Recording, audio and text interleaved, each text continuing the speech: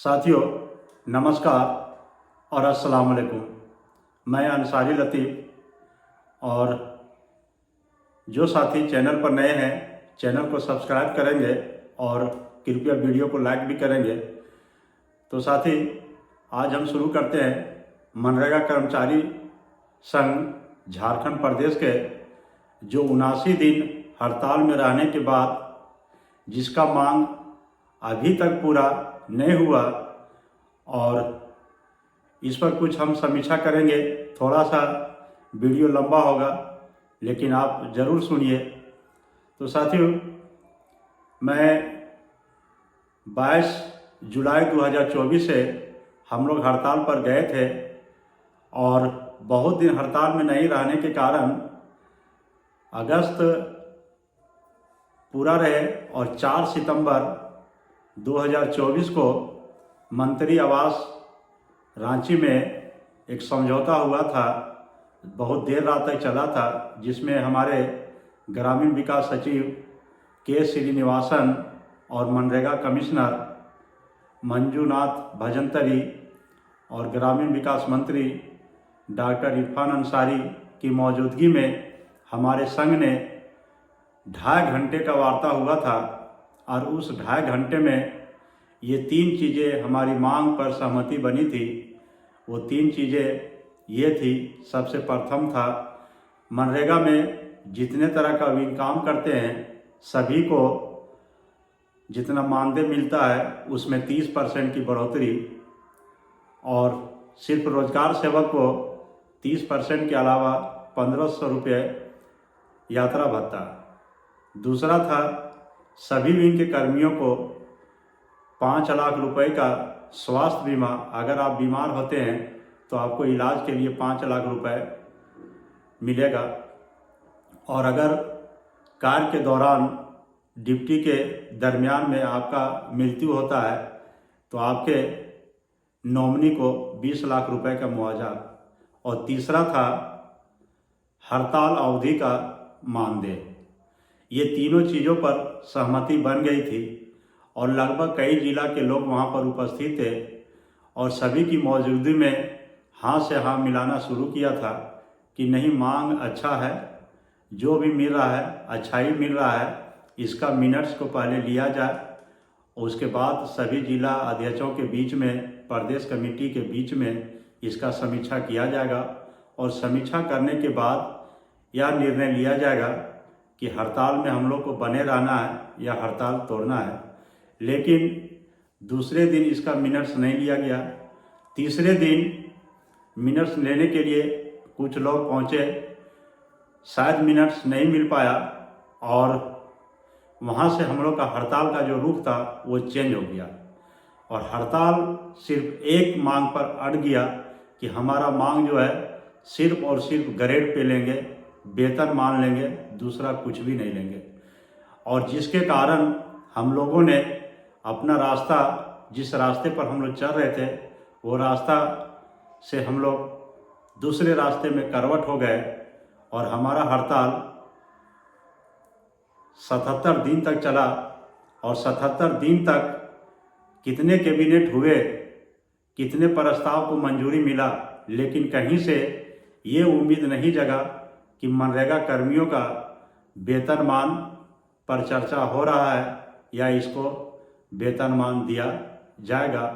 लेकिन जब 78 दिन हुआ तो फिर कई लोगों ने मंत्री जी के पास वार्ता की है और मंत्री जी साफ साफ बोले कि हम तो ग्रेड पे नहीं दे पाएंगे, लेकिन आप लोग चूँकि हमारे अपने आदमी हैं तो पुराना जो वार्ता हुआ है वो सभी चीज़ों पर हम सहमति बना सकते हैं। उसमें भी धनबाद जिला के आशीन अंसारी जो धनबाद जिला अध्यक्ष है उसकी मौजूदगी में उन्होंने बहुत प्रयास किया और 79वें दिन यानी 8 अक्टूबर 2024 को 4:30 बजे जा कर के एफएफपी बिल्डिंग में समझौता हुआ और समझौता पत्र मनरेगा कर्मचारी संघ, उसमें हमारे प्रदेश अध्यक्ष जॉन पीटर बागे और सचिव विकास पांडे और कई की मौजूदगी में, आसिम भाई की मौजूदगी में एक नोट तैयार हुआ जो सभी साथी आप देखे थे, और उसी दिन कैबिनेट में था, लेकिन समझौता देर से हुआ, कैबिनेट में नहीं जा पाया।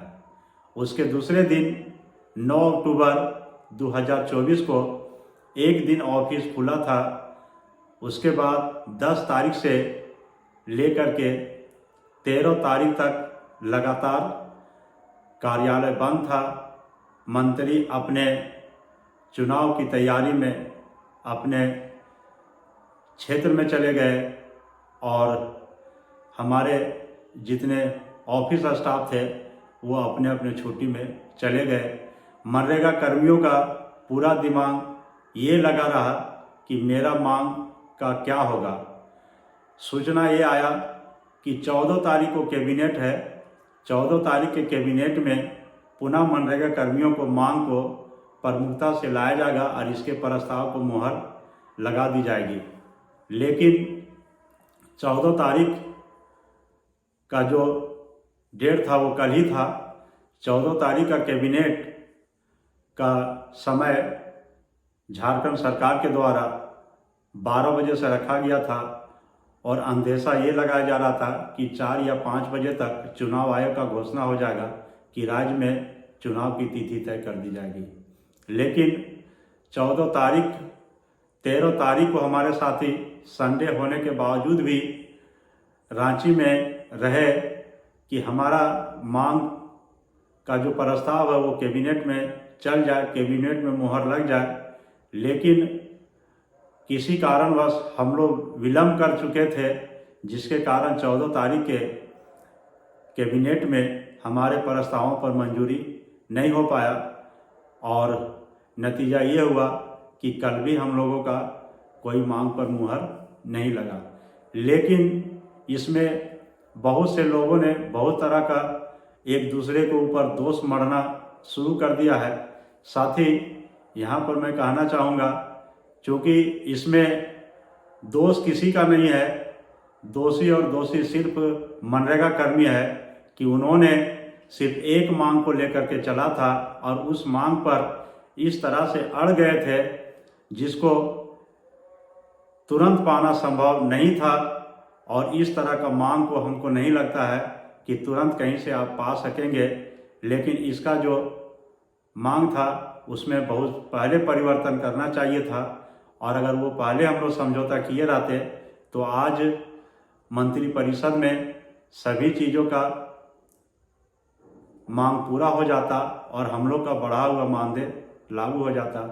लेकिन हमारे आसिम भाई, प्रदेश अध्यक्ष जॉन पीटर बागे, हमारे जय साहब, आशुतोष भाई और बीपीओ दीपक महतो के द्वारा कल बहुत प्रयास किया गया और बहुत प्रयास के बावजूद आज भी प्रयास किया गया और उसके बावजूद आज 15 तारीख को एक चिट्ठी जारी हुआ है जिसमें मनरेगा विभाग के द्वारा स्पष्ट निर्देश दे दिया गया है, जिसमें से कंडिका 1, 2, 3 है। लेकिन कंडिका 1 में मानदेय बढ़ोतरी, 2 में सामाजिक सुरक्षा, 3 में हड़ताल अवधि की मानदेय, और उसमें हमारे मनरेगा कमिश्नर के द्वारा ये स्पष्ट निर्देश दे दिया गया है सभी जिला के उपायुक्त महोदय और उप विकास आयुक्त महोदय को कि आप मनरेगा कर्मियों को हड़ताल अवधि का मानदेय का भुगतान कर दें। तो साथियों, हमारे बहुत बड़ा जख्म पर हमें दवा तो नहीं मिला, पट्टी तो नहीं मिला, लेकिन एक छोटा सा मलहम का डिब्बी जरूर मिला है कि हम अपने जख्म पर मलहम कर लगा सकते हैं और मलहम के सहारे ही हमारा जख्म पूरा हो सकता है। और इस सभी बिंदु में बहुत से लोगों को दोषी देना हम नहीं समझते हैं कि कोई उचित है, क्योंकि हड़ताल हमने किया था, मांग हमें लेना था, मांग हमें किस प्रकार से मिलना चाहिए था। ये राज्य की स्थिति को देखते हुए राज्य में चुनाव बहुत सर पर समाया हुआ था, ये बहुत पहले आचार संहिता लगने वाला था, लेकिन शायद हम लोग के वजह से थोड़ा और टल गया। लेकिन जो भी हो, हमारा मलहम हमें प्राप्त हुआ है और उसी के सहारे अभी फ़िलहाल हम लोग अपना घाव ठीक करने का उपाय लगाएंगे। लेकिन ये जो 4 पेज का जो चिट्ठी हमारे विभाग के द्वारा जो जारी किया गया है, बहुत ही स्पष्ट है।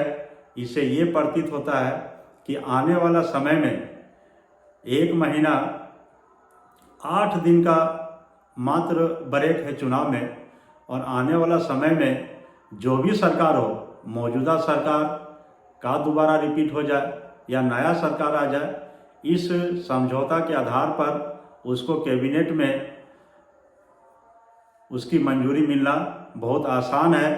भले हम लोग 3 महीना बर्दाश्त किए हैं, 1 महीना और बर्दाश्त करेंगे साथियों। इसके अलावा फिर आगे अन्य मांगों पर हम लोग आगे बात करेंगे। लेकिन साथी, अब आप जान रहे हैं कि हमारे झारखंड में चुनाव बहुत नज़दीक आ गया है। आज 15 तारीख को 4 बजे पूरे राज्य में आचार संहिता लागू हो चुका है, और पहला चरण का जो चुनाव है वो 13 नवंबर का है। दूसरा चरण को जो चुनाव है वो 20 नवंबर का है, और गिनती जो है वो 23 नवंबर को है। यानी 23 नवंबर गिनती खत्म होते ही राज्य में आचार संहिता खत्म हो जाएगा। उसके बाद सरकार का गठन होगा। फिर जो मांग है, जो प्रक्रिया है, तब तक आप सभी साथी चुनाव जैसे महत्वपूर्ण काम है, जहां जिसको ड्यूटी में लगाया जाता है, आप निर्भीक होकर के, बिंदास होकर के अपने काम को अंजाम दीजिए। आगे फिर हम लोग रणनीति बनाएंगे। और आज का बुलेटिन साथियों यही है। और मुझे बहुत से साथी ये बोलते हैं कि आपने ग्रेड पे पर ये बोल रहे थे, वो बोल रहे थे। साथियों, मैं बात सब समझता हूँ।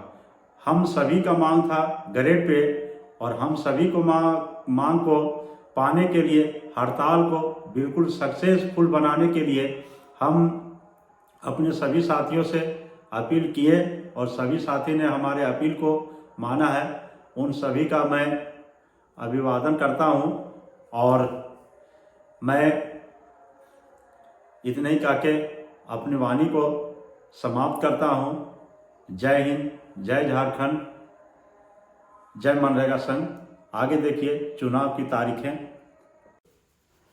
ये है हमारे झारखंड का चुनाव का समरी। झारखंड में कुल 81 विधानसभा है, जिसमें पहला चरण 13 नवंबर 2024 को वोटिंग होगा। इसमें कुल 43 सीटों पर मतदान किए जाएंगे, और जो दूसरा चरण है वो 20 नवंबर 2024 को होगा, जिसमें कुल 38 सीटों पर मतदान होगा 20 नवंबर को। इस प्रकार से हमारे झारखंड में मात्र 2 चरण में कुल 81 विधानसभा का चुनाव हो जाएगा। और इसकी जो गिनती है, चुनाव का जो काउंटिंग है, वो काउंटिंग 23 नवंबर को काउंटिंग है।